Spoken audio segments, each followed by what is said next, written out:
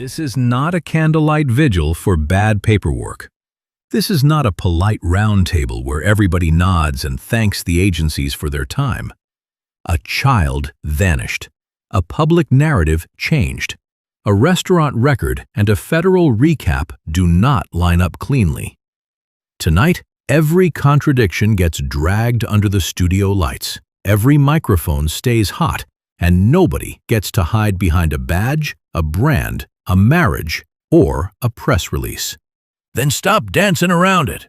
Was Green Hoodie cleared by police? Or did Green Hoodie walk into the room, say, "Yeah, that was me," and hand the police an exit ramp? Because the public got a conclusion with the whole damn middle missing. Frequent customer, same hoodie, not a suspect. Fine. Where is the method? Where is the timeline? Where is the corroboration? Do not give me a wardrobe and call it detective work. And do not turn a missing explanation into a fake confession. We do not know that investigators took the person at their word. We do not know that the clearance was weak. We know the public account is thin. That is enough to attack. Attack the undocumented gap. Attack the missing audit trail. Attack the sloppy communication. But if you invent evidence because you are angry, you are doing the same reckless bullshit you claim to oppose. The official account says restaurant employees identified the person as a frequent customer, helped establish the identity, and investigators later met the individual and cleared them. The AtNight archive begins with a restaurant representative saying, "I do not know who that is." Those statements might both be true. A different employee may have recognized the person later, but the public has never been shown the bridge between them. Tonight, we demand the bridge. Here are the only house rules. No names without proof. No badge without receipts. No family member gets convicted by a thumbnail. No private investigator gets canonized because they own a microphone. Insurance is not evidence. A published post is not evidence. A loud theory is not evidence. But a documented contradiction is fair game. And tonight, we are going to hit every one of them until somebody produces the damn records. Round 1. The federal recap. Employees reportedly recognized Green Hoodie as a frequent customer. Investigators reportedly met the person. The person allegedly happened to be wearing the same green hoodie. Law enforcement concluded the individual was not a suspect. That is the public ending.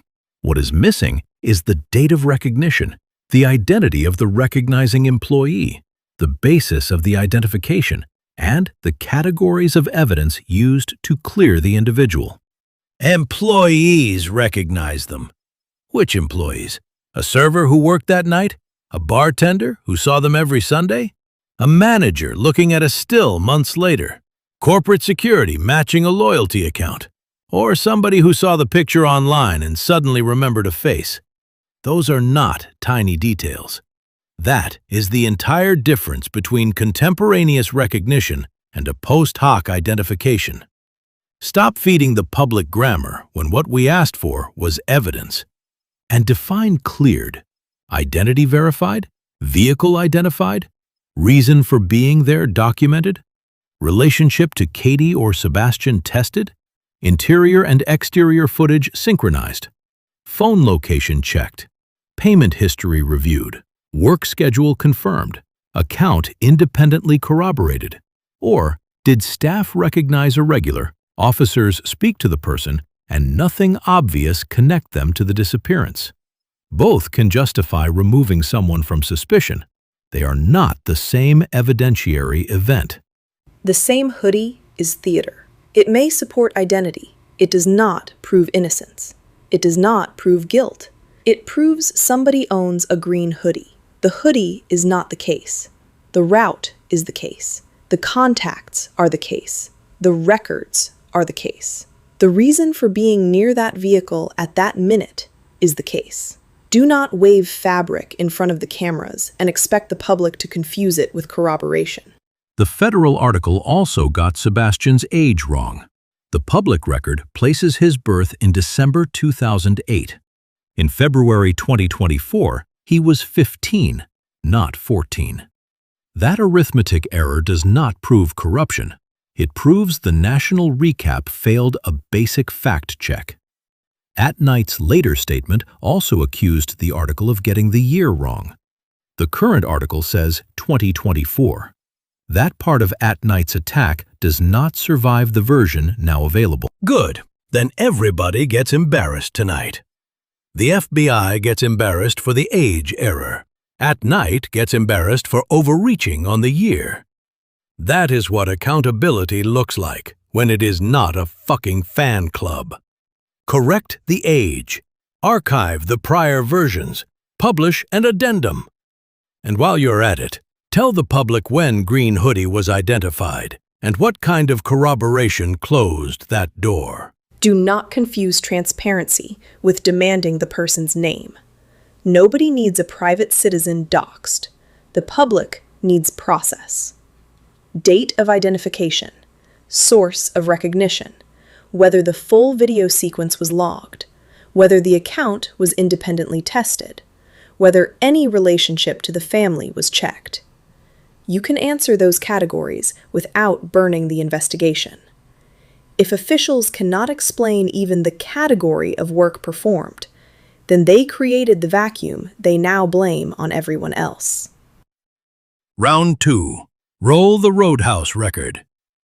The archive starts with a representative discussing the person between the vehicles and saying, "I do not know who that is." Later, the federal story becomes frequent customer. Fine, maybe another employee recognized the person. Maybe the identification came months later. Maybe corporate records solved it. But somebody needs to say when the story changed, who changed it, and what evidence changed it. The archived material describes an exterior sequence near the vehicles, followed by one entry into the restaurant. Later revisions say the individual moved directly toward the women's restroom, made no purchase, stayed only briefly, and left. The same archive contains corrections. The person entered once, not twice. The hood was reportedly off, and early interpretations of the footage were revised after rewatching.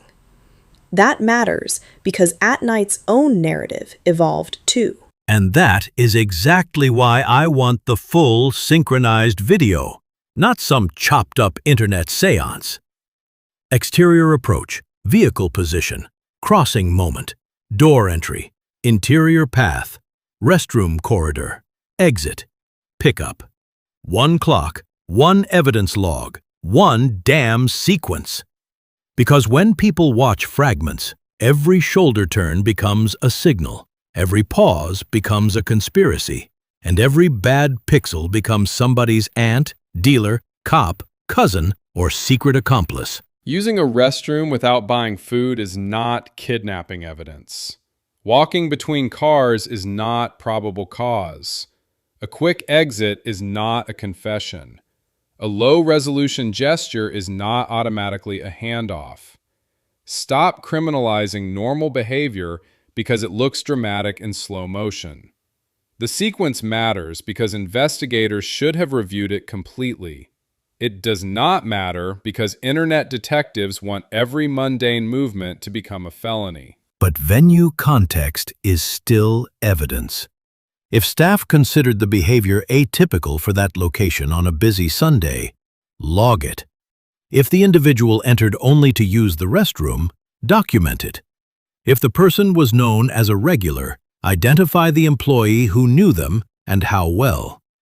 If the interior video existed, state whether it was preserved and reviewed. Context is not guilt. Context is what competent investigators use to decide which questions deserve answers. The archive also records the restaurant representative asking for formal process before sharing certain materials, while discussing corporate preservation. It records AtNight drafting public language, the restaurant asking that its name be replaced with "our source," and corrections to AtNight's first description. So nobody gets to pretend this was a clean, one-source narrative. It was a developing account, revised in real time, under pressure, with multiple parties trying to control exposure. Translation? Everybody was protecting something. The restaurant was protecting the brand. AtNight was protecting the operation. Law enforcement was protecting the investigation. The family was protecting privacy. Fine. But Sebastian is the one who disappeared. At some point, institutional self-protection becomes a wall around the very facts the public is being told to trust.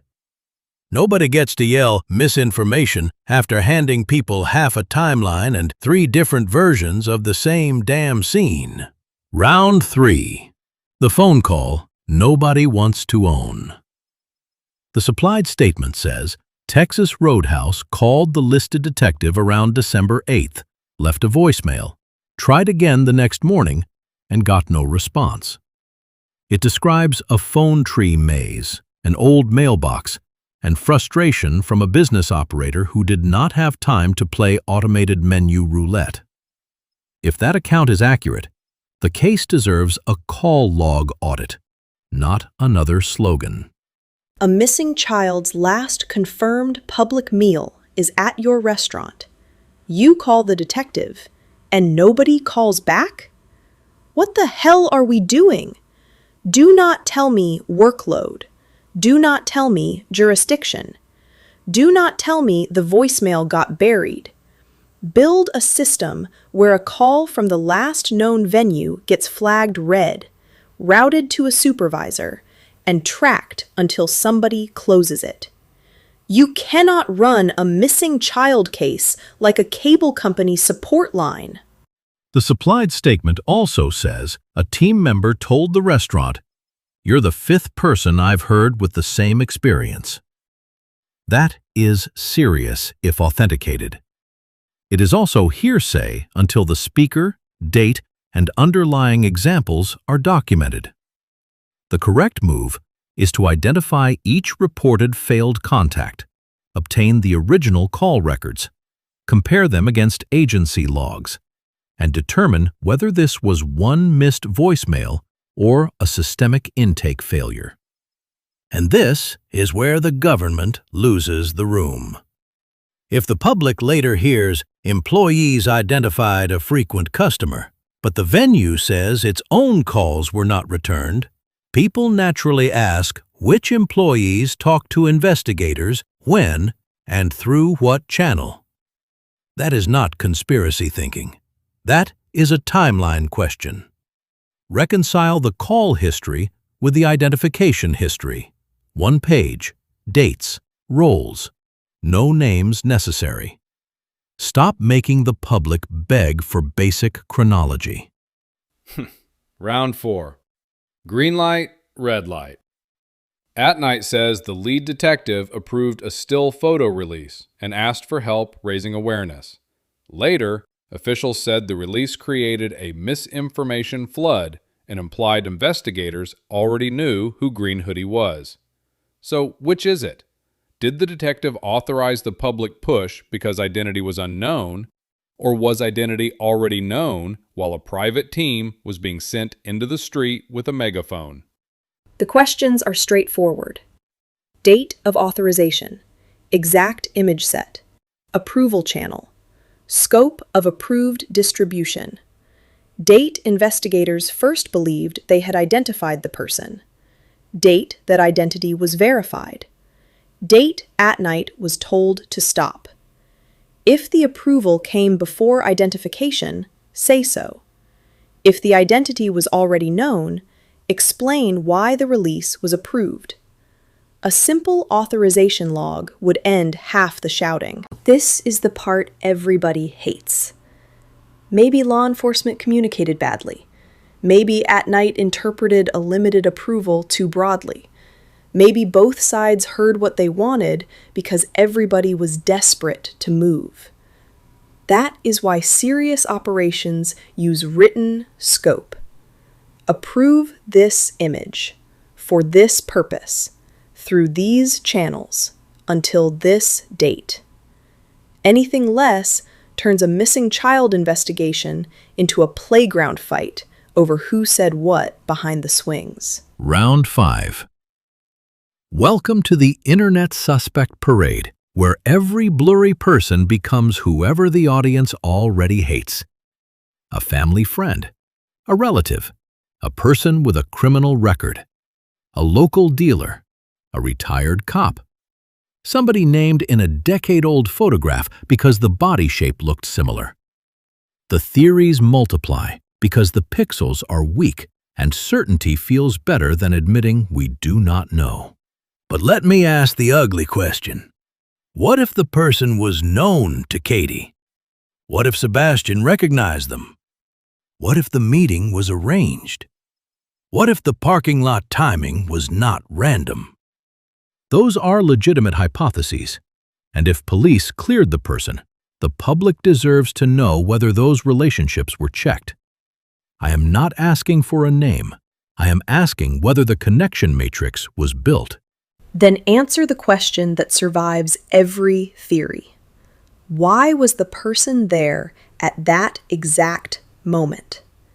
If the answer is ordinary, using the restroom, meeting someone else, picking up food, waiting for a ride, say what corroborated it. Receipt, driver statement, phone record, work schedule, staff recognition, anything. Because frequent customer may explain familiarity. It does not automatically explain timing. And if law enforcement has that corroboration, good. The person should stay cleared. Clearance is not a popularity contest. But officials can still publish a category-level explanation. Identity confirmed through multiple sources. Presence independently explained. No verified connection to disappearance. That would kill the rumor mill without exposing a private citizen. Silence is not always operational security. Sometimes, silence is simply bad public communication. Round 6. The Proudfoot Hot Seat. Chris Proudfoot has stayed publicly visible, argumentative, defensive, and deeply involved in the narrative.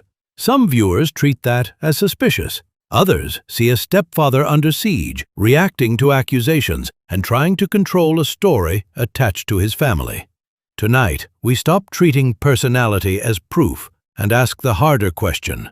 Which of his statements, movements, and records are independently testable? Why keep grabbing the spotlight if every appearance creates another contradiction? Why fight every critic? Why insert yourself into every theory?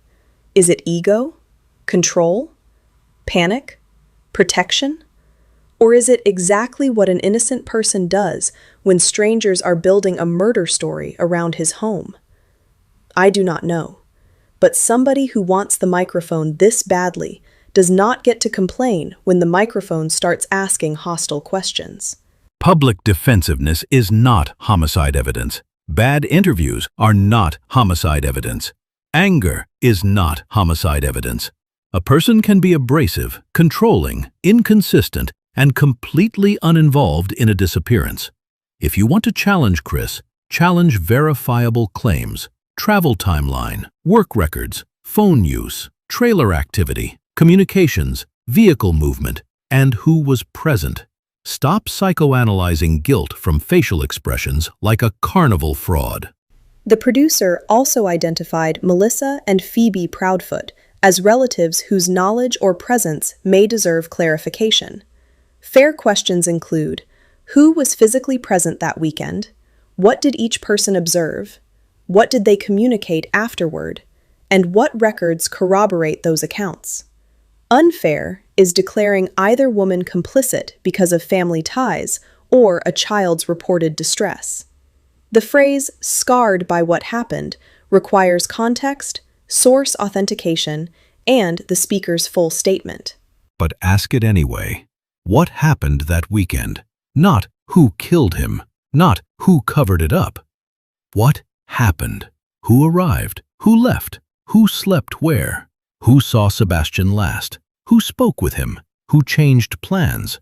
Who called whom after the alarm? If relatives were present, interview them separately and compare the timelines. Family loyalty is not evidence. but it is not an exemption from basic questioning either. Plus abuse allegations tied to prior marriages. Round 7. The Dirt Lot. AtNight says it interviewed 2 men who worked with Chris at the St. Jude Project in 2024. According to the producer-supplied account, they placed him near his trailer in a dirt lot around the time Katie and Sebastian would have been returning home.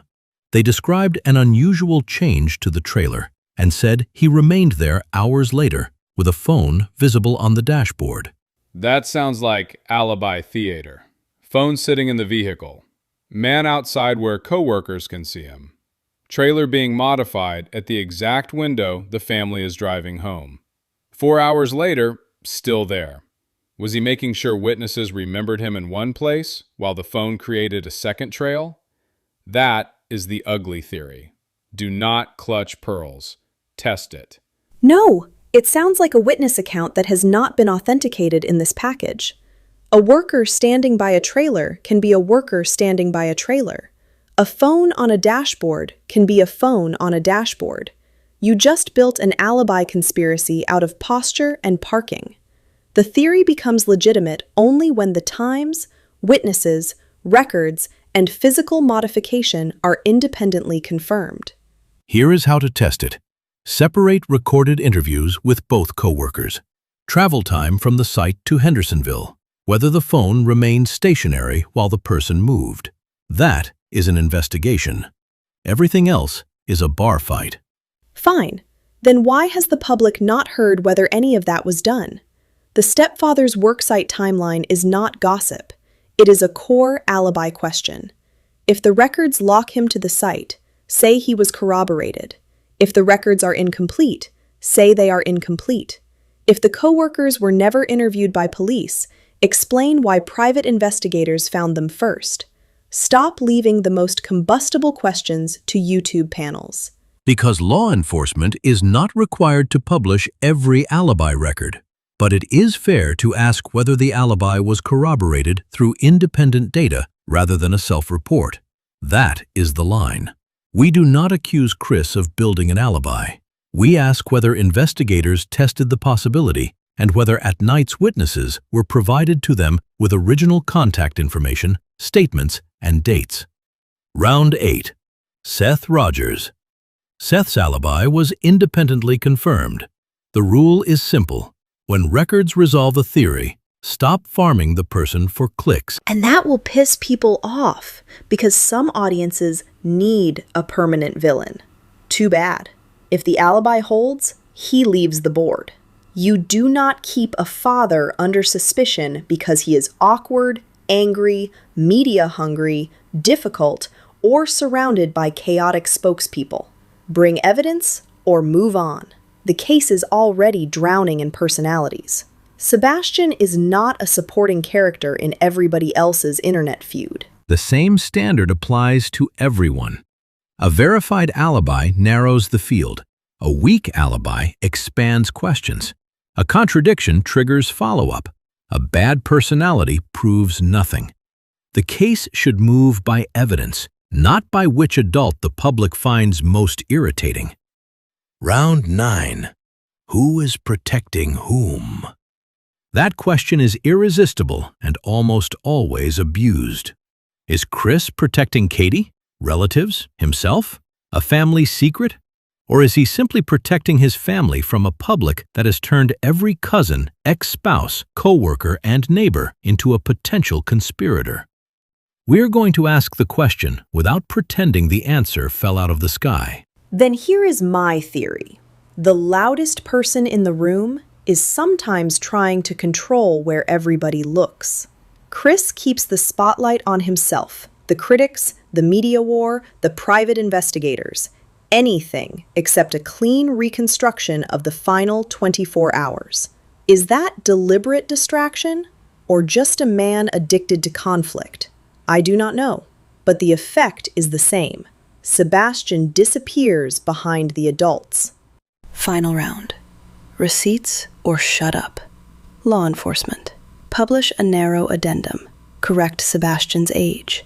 State when Green Hoodie was identified, whether the full synchronized sequence was reviewed, and what broad categories independently supported clearance. You do not need to expose the person. You need to show the public that clearance was more than recognition, a conversation, and a familiar sweatshirt. And Green Hoodie, whoever you are, if you were cleared, good. You deserve not to be hunted by strangers, but the agencies that cleared you owe the public a professional explanation of the process, not your identity. Because the secrecy protecting an innocent person should not be used as a shield for sloppy communication. Those are two different obligations. Do both. No more bullshit. Find Sebastian Rogers.